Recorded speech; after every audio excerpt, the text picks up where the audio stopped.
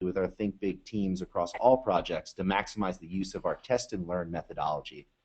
We're also joined here with Tim Gasper, who is the Director of Product at Infochimps. He's been managing the Infochimps platform product ever since it was first announced about 1.5 years ago. And apologize, forgot to introduce myself. This is Matt McDevitt. I'm a Business Development Manager here at Think Big Analytics, and I work very closely with managing the relationship between Think Big and Infochimps. I will now pass it off to Scott Fleming. Thanks, Matt. Hello, everyone. Thanks for joining. So I'm just going to quickly run through the agenda for today's discussion, and then we'll get into some of the meat of it. So first, we're going to hear from Tim about Infochimps platform and services. I'm going to give a real brief overview of Think Big Analytics and who we are and what we do. And then we're going to talk about what are the components of big data architectures. Talk about use cases, things to think about when you're starting to develop and plan for an architecture, and then drop into people, process, and governance. So big data isn't just technology; it's a whole lot more than that. And then we're going to wrap it up. And sort of interspersed throughout the talk, we're going to have a few polls. So let me hand it over to Tim. Thanks, Scott. Yeah, just want to quickly introduce Infochimps. Infochimps has been really excited to work with Think Big in terms of working with big data solutions because there's so much experience over at Think Big on helping different customers leverage these different tools and technologies. And over at Infochimps, what we're providing is a big data platform that is a cloud services model. And when we say cloud services, what we represent there is that we take care of the system administration for our customers for all the different big data technologies that they'll need, including real-time, as represented by our product, the Data Delivery Service, in batch with Hadoop, as well as the number of different databases and data management solutions necessary to tie everything together and build applications that can work in the big data sphere.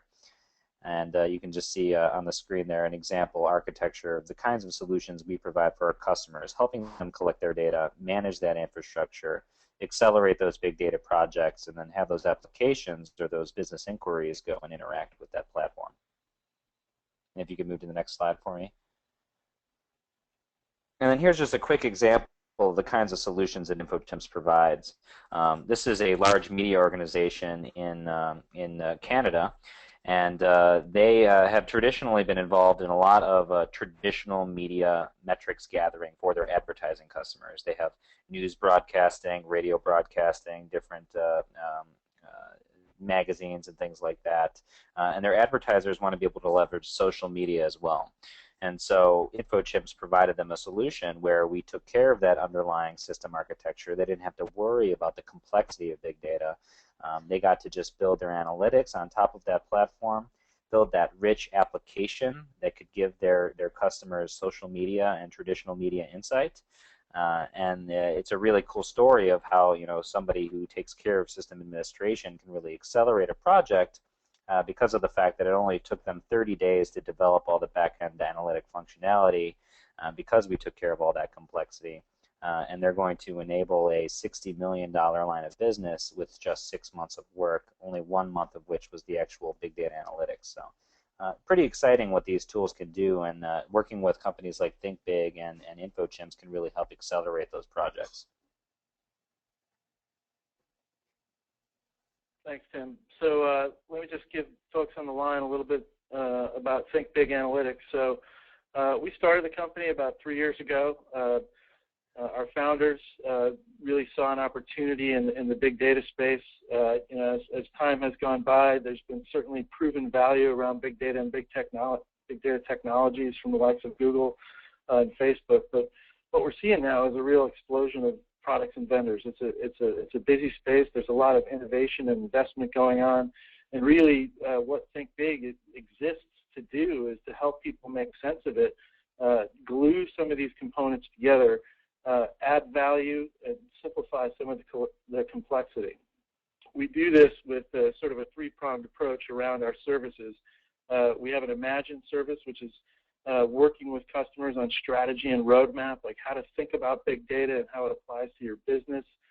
Illuminates, we provide training and education on big data technologies and then certainly implementation. So we work with our customers side by side doing hands-on implementation projects around data science and data engineering. The whole point is to accelerate your time to value using big data. So thinking about the architecture of big data, we use this slide. This is sort of our reference architecture to kind of point out that big data, traditionally, a lot of the information that people are reading is around Hadoop and those types of technologies, but it's much more than that. It's how do you use your data and where. So thinking it through from the upper left to the right, is your data valuable? Is it interactive? Do you need it in real time in seconds, or can you do it, look at it in minutes and up? Are you doing analysis? Top to bottom, interactive versus analytics. So there's certainly traditional analytics like MPP databases and enterprise data warehouses. They're not going away. They're still driving the business. But as you move over to the right, you get into some more of the big data technologies where you can really start to be creative and gain insights out of your data. Take that information, apply data science and algorithms to it, push that information out into your edge serving environments, the types of environments that are driving your product and your business value. So looking at the components of a big data architecture, we kind of bucket it into four basic areas. There's platform, data, application, reports, and analytics. And I'll drive into each of these in a little bit more detail. But the point here is that it's a fairly complicated stack. There's a lot to think about. And as a robust data-driven organization, these are the kinds of areas that you're going to need to look at. Now, thinking through how do you make this happen and how do you do it rapidly, that's where we leverage our partners like Infochimps. They make things a lot easier. They take a lot of the guesswork around infrastructure and planning. And I'll hand it over to Tim real quick to talk about some of those services in the platform. Yeah, certainly. So I think that diagram goes to show how there's a lot of different aspects of the stack that come together and play together in order to complete a full solution. And even if some use cases may seem really simple and straightforward, often there's a lot of different aspects of how we play with existing infrastructure, what sorts of new infrastructure do you have to lay down to solve those different business problems. And so just to quickly tie together what you just saw with that diagram to some of Infochimps' products and services, right, is that we kind of see there being two major high-level aspects of what you need to be able to accomplish with big data. And one aspect is more that infrastructure layer. Do I have the tools and technologies and the systems themselves, the actual machines that are doing the work on the data and housing the data that can solve the needs that I have? And so, for example, sometimes needs are more around real time and being able to process data in flow as it's coming into your system, as it's coming into your organization, and being able to integrate with any kind of different data source. On the flip side, you have tools like Hadoop, which are very much oriented around historical data, large batch processing of data, using a lot of different tool sets that allow you to use different languages to interact with that large set of data. And then you have databases that round this out, so that way you can, if you need to do lots of full-text searching, for example, let's look at social media. Social media, often you want to go in, you want to see what those tweets are saying, or maybe you're a customer service organization and you want to look at what people are saying about your product in your product forums, where search is really important. That could be a major aspect of your big data solution. Or in the case of large-scale log processing, let's say there's a bunch of people hitting your website. You want to be able to analyze what are those people doing. How can I understand my website visitors better? There may be billions and billions of interactions with your website, and you need something like HBase or Cassandra to manage all that. So we consider that all to be infrastructure, and that's something where if you go with a solution like Infochimps, we try to take care of that for you and provide you the interfaces that you need. And then there's something that's more what we consider an application layer. An application layer is where you as a company are trying to work with those different technologies to accomplish the given use cases that you're trying to hit. And so we just have a few examples of some application layer offerings that we have, including some GUIs to monitor your system, some APIs, and some different scripting frameworks that can help accelerate the way you program with big data and do analytics to accomplish your particular use case. Thanks, Tim. So thinking about those four top-level areas, we'll drill into each one in a little bit more detail. So for platform, this is the care and feeding, keeping the lights on. This is the infrastructure. So if you think about some of the areas, questions, the different types of tools that are applied for each of these, resource management. How are you going to leverage the cluster resources and allocate work to the different components in the infrastructure? The platform software. Which distribution of Hadoop, for example, are you going to use? Each one has its pros and cons, and you need to make sort of informed judgments about how you want to leverage that. Cluster infrastructure, what types of servers, what kinds of storage are you going to require for your big analytics? Networking. Certainly, with the explosion of data, it puts a lot of pressure on networks for data coming in and out of your analytics platform and understanding what those characteristics are.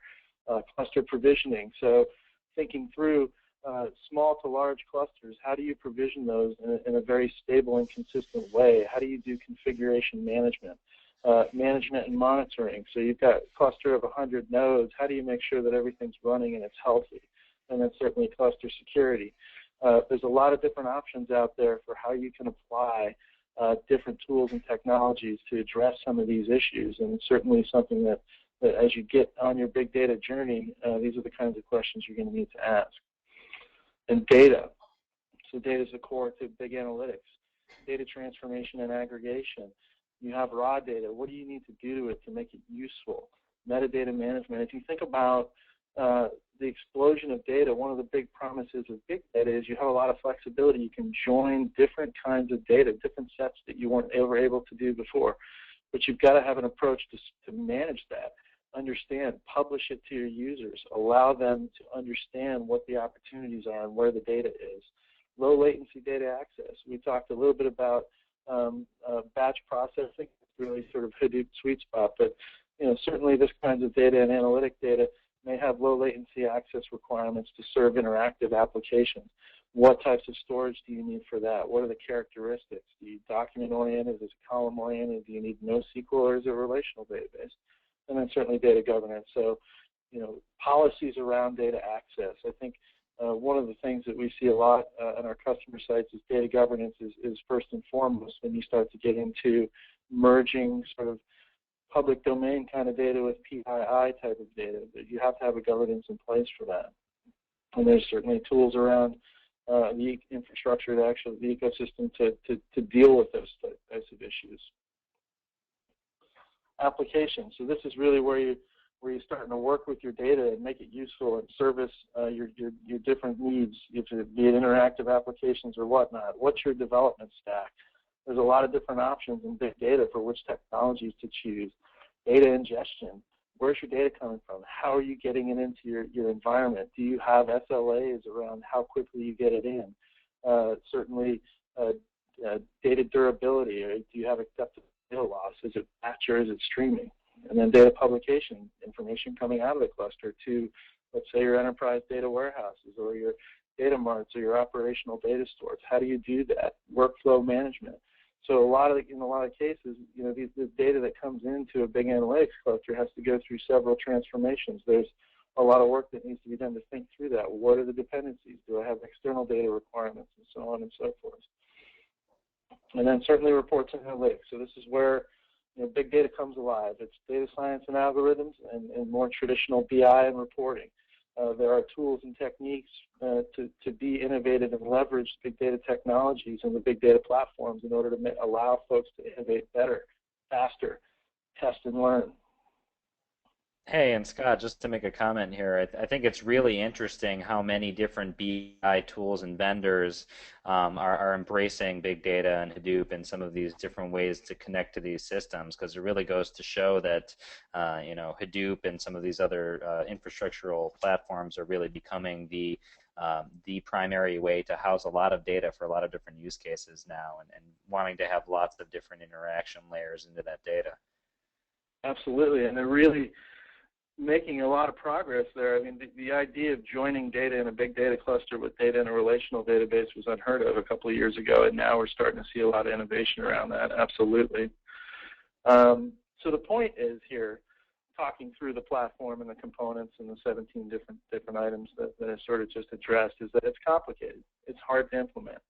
that's why we have partners like Infochimps who can take a lot of the think work and the guesswork out a lot of these layers and really allow you to focus on your data and how you want to use it, how you want to service your applications and users.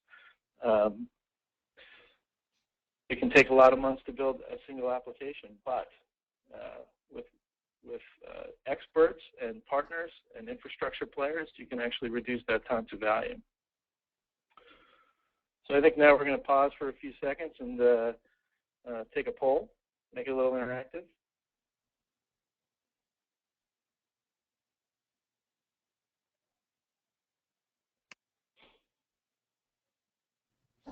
Hi, everyone. So this is our first poll of the webinar. And the question presented to us is, in what stage is your big data project currently? Is it early/planning, implementation, maintenance, or this is our second or more trip to the rodeo? Give some time for people to answer. Thanks, Matt. While people are thinking through that, I will jump into use cases. So we talked a little bit about platform components. There's certainly different technologies that have different responsibilities around the big data architecture, but thinking through your planning around how you're going to apply big data technology really needs to be use case driven. So thinking about at a high level sort of general analytics and reporting, questions you need to ask yourself: how large is my data set? Is it gigabytes? Is it terabytes? Is it petabytes? That type of information affects some of the decisions you're going to make. How structured is my data? You know, there's a lot of cases where certainly traditional relational database technology is perfectly fine for the application. As data becomes less and less structured, as the requirements on the data become more towards wrangling and transforming the data as opposed to having fixed structures, then you start to think about more big data technologies. Is your data tightly integrated? So what happens if I have data in a big data cluster and I have data in my enterprise data warehouse or other operational data stores? What are the consistency requirements at a single point in time? How complex are my queries? Certainly relational databases do a wonderful job at large-scale joins. MPP databases that make complex joins very fast. That might be a more appropriate application for whatever your use case is. So just in general, you know, thinking through what are your requirements is going to drive a lot of the decision-making around platform tools and components. Data pipeline processing, I mentioned it earlier. You know, a lot of cases, data processing is a multi-stage pipeline of information flow. How complex are those flows? Are there joins? Are there forks? Do I rely on external systems and data? So if I have data in my big data cluster and I'm moving it through a pipeline, do I have to reach out to external systems to enrich that data? What technologies are involved? You know, thinking through the Hadoop ecosystem, a lot of the tools are purpose-built for Hadoop. A lot of the workflow management tools are purpose-built for Hadoop. But thinking through, you know, a real data pipeline, there's a lot of interaction with external systems. And what do you have for SLAs? Are you driven by time constraints from the point of detection of information to the point of presentment? All these things kind of factor into the decision-making around platform selection. Event processing and streaming. You know, this is certainly a really interesting application of big data technologies because of their ability to scale. But what are my data sources and sinks? Like, is it transactional? How am I going to get data from point A to point B? Do I have rules processing on that data as it comes into my cluster? Is it complex? Are rules based on routing? Are they more complex? Do I have enterprise rules engines that need to be brought in? Buffering data for time series analysis. We're seeing a lot of this now where event streams are coming in and there's snapshots of information over a period of time used to make decisions around the state of that particular event. And certainly, again, relying on external data to annotate information. So thinking through, it's not just Hadoop, it's a much larger ecosystem, and how do these different components interact at scale? These are all inputs into how you sort of drive towards your big data platform architecture. Mm-hmm. And hey, Scott, I think that's an area in which Infochimps is really excited about, because I think we've seen so many different people come to Infochimps with different use cases that they're trying to pursue in their various industries. And initially, the idea was that, oh, we hear about Hadoop, we hear that Hadoop is almost synonymous with big data. But oftentimes, once you get through that requirements gathering process and you really look at, well, did you know that you could have these answers a lot faster? Did you know that as these data sources are streaming in, you could be collecting them as they're streaming in and processing them and doing time series analysis on the fly for real-time dashboarding and things like that? And it's kind of almost mind-boggling because these kinds of technologies that used to only be available to the Fortune 100 Citibanks and the Charles Schwabs of the world, these types of tools and frameworks are actually becoming more open source oriented now. There's new ways of doing them, where really real time is no joke anymore. Absolutely, and I think that's for me personally, that's one of the really exciting areas of big data that we're really starting to see emerge as well, and it's it's a space that just has endless possibilities. Mm-hmm. So data science and model development. So this is where sort of the innovation happens around big data and thinking through sample size. It used to be that even on a SAS grid, you're really working with a subset of the actual data, but now you can think about looking at the entire corpus of your raw data or your process data to train your algorithms, build your models. How much data wrangling do I need to do? So thinking through the data scientist in the big data space, these people are the kinds of people that are a little bit more hands-on, and they're going to need tools to do their own data manipulation. It's not the case anymore where you would have to submit a work through an IT organization to have them develop, build, and test data structures for use by the data scientists. It's more driven by innovation. How quickly do I need answers? So thinking through the analytics process versus real time versus batch. What are my requirements around how I do my analysis? That's going to drive some of the tool selection. And certainly, can my analysis be parallelized? So traditional data science and data analytics is really kind of a single process kind of thing. There are certain models that you can't parallelize. So understanding how you're going to apply your techniques and your analytics to the data will drive how you're going to leverage your infrastructure and some of the decisions that you're going to be making. So I think we're going to stop for another poll. Matt? Yep. Thanks, Scott. Poll's loading up right now. 1 second.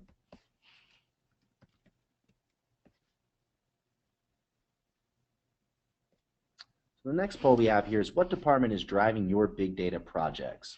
Is it, you could select more than one here: marketing and sales, finance, IT, product, or customer support / service? Give you a little bit of time to answer this one as well.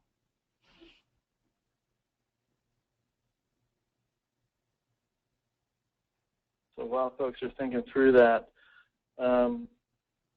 really thinking about big data as an architecture is only part of the story. So people are very much a part of the new wave of big data applications, and there's a skills and training gap right now between our existing engineers, data scientists, analysts, administrators, and what's required from a big data perspective. One of the things we like to tell people is that as part of your training and education process, work with experts, gain some velocity, help your people master new skills with people who already have the skills, and really start to drive to create your data-driven organizations. The big data technologies aren't necessarily a complete shift of skills, but it's certainly a different way of thinking. So if you think about a big data architect, traditional data architects, the current skills sort of at a high level, they think conceptually, logical data modeling. They certainly understand the initial physical designs. They're focusing on data management and data standards, where a big data architect really has a broader set of thinking in terms of how do I look at unstructured data and how do I model that. There's different tools and documentations to support that. Big data architects really do have to have a much lower level understanding of the tools and technologies, the languages and APIs for how to work with that data, and certainly process models with Hadoop and MapReduce, and thinking in terms not necessarily in rows and columns anymore, but keys and values and how to take data and reduce it down to something of value, and then certainly lower level optimization. So a big data architect has to really have a feel for how the tools run, how to optimize those tools. Big data in and of itself isn't going to make you be able to process data faster. You have to have people who really understand how to tune these workloads to make them run. And then the big data administrator. So typical database administrator today is very skilled in diverse system environments, but really focused on structured data and DDL, structured platforms like your traditional relational databases, and performance optimizations around those types of databases.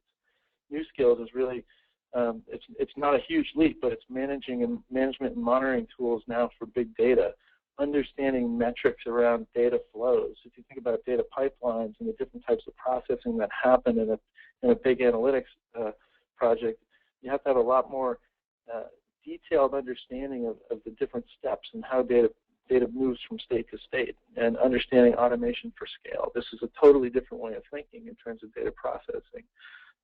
It's not single process anymore, it's distributed parallel processing. And then also low-level workload tuning. Again, it's very important in a big data perspective for people to really understand the characteristics of the workload that's running and understand how to tune those. The Hadoop ecosystem itself is riddled with configurations, and there's a lot of knobs to turn in order to actually really optimize the different workloads that you have for your use cases. And certainly the big data engineers. So typical engineers, very good programmers, understand distributed systems. They're polylingual. They understand algorithms and data structures. Again, with the new big data, the processing models are different. It's just a different way of thinking. It's not a huge leap, but it's certainly something that needs to be learned and trained and understood over time. Data modeling. So our typical engineers don't spend a ton of time looking at data modeling, but a big data engineer has to have a much better understanding of how to model and structure data. Schema development for unstructured data. Certainly, engineers have good understandings of data structures, but then looking at unstructured data and how to make sense of it, and how do you extract or create structure from a lack of structure. And then, as it goes, languages and APIs. So new technology, new things to learn. And again, back to the optimizations. Tim?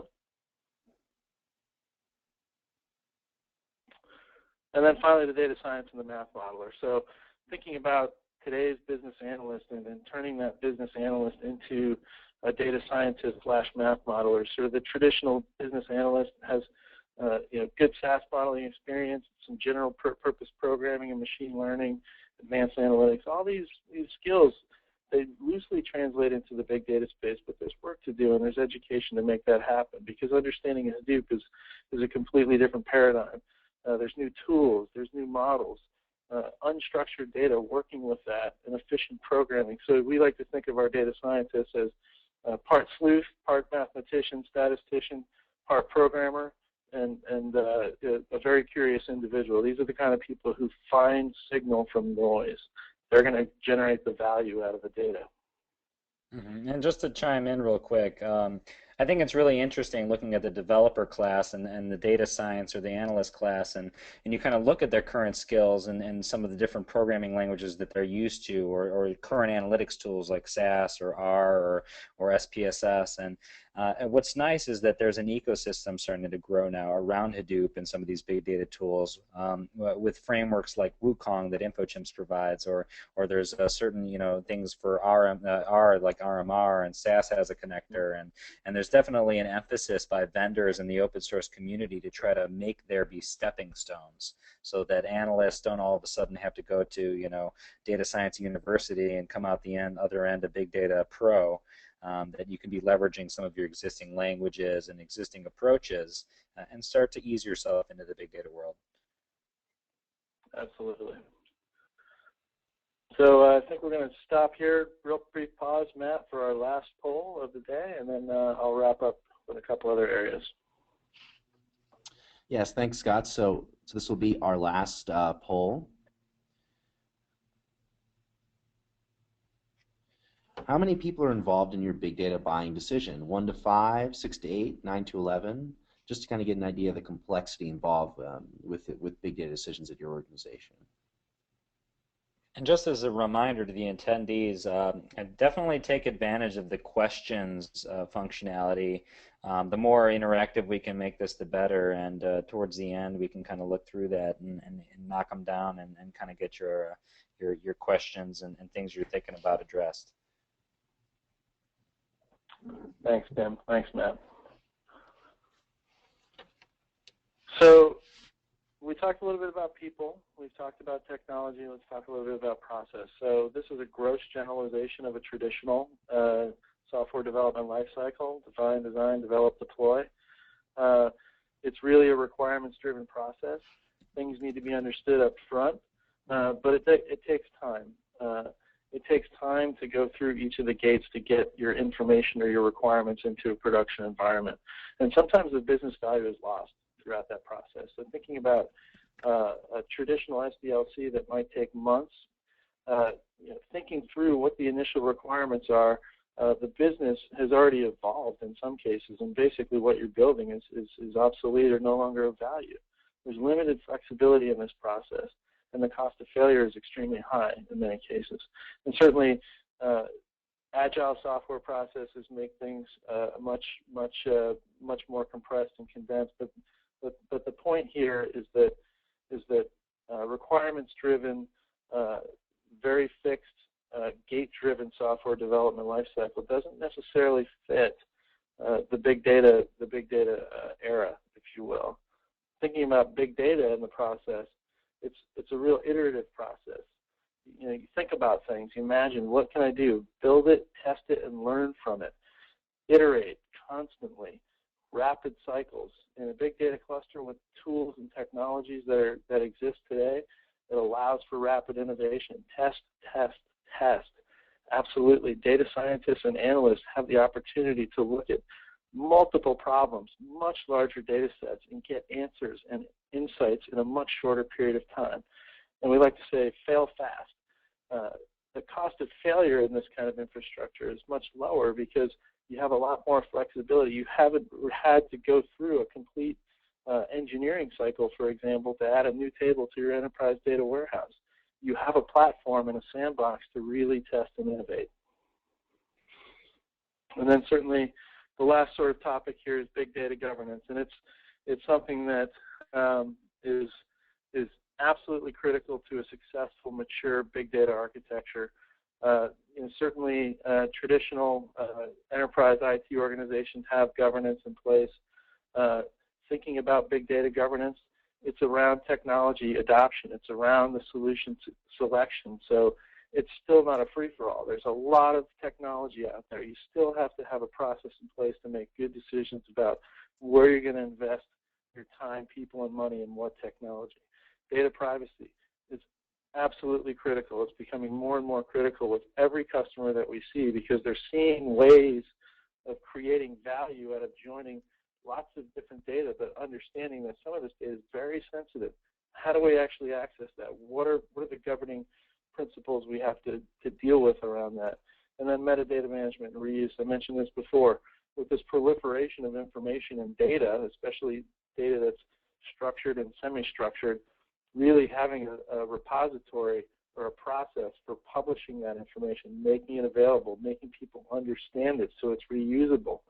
You don't want to have copies of copies of copies of copies of data in a big data architecture anymore. You want to basically provide a data service on a platform for your innovators to actually leverage that information and the work that's already been done.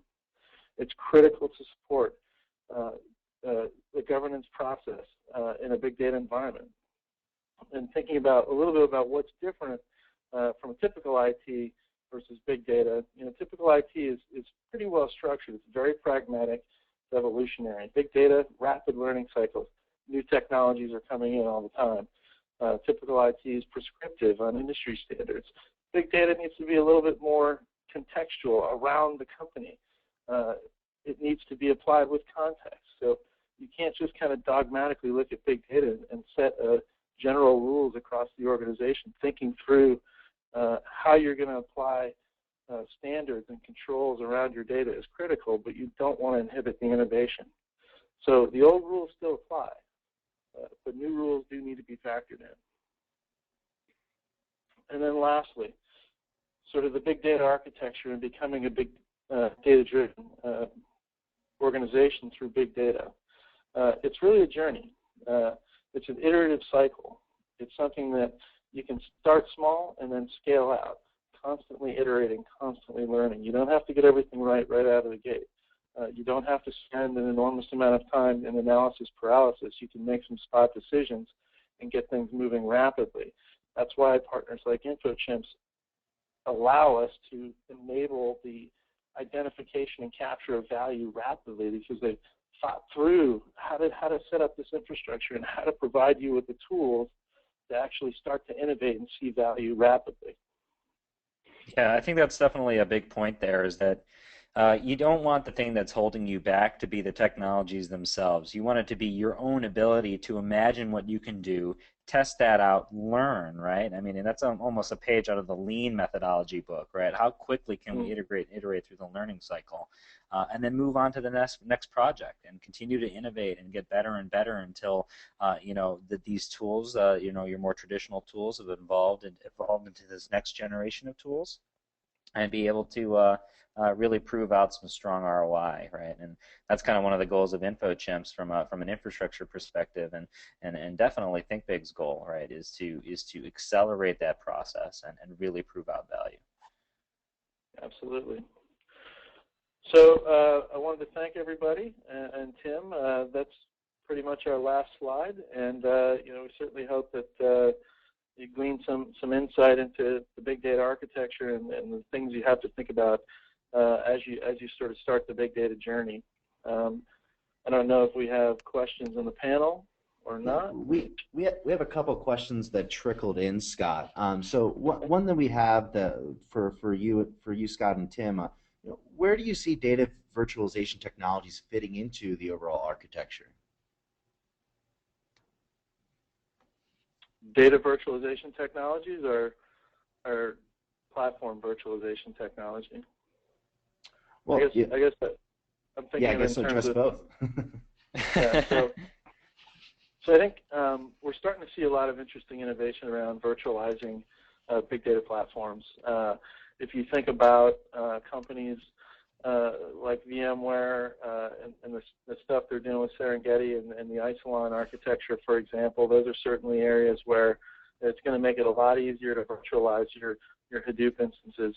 Some of the challenges around virtualizing Hadoop is traditionally goes back to the old Hadoop platform is based on JBODs, and you bring the processing to the data. Well, virtualizing platforms makes that a little bit more complex. It's usually data storage on shared storage area network or NFS mounts, which have I/O issues around high throughput data processing, but we're seeing a lot of innovation there, and I certainly think enterprises are going to drive that innovation because it's not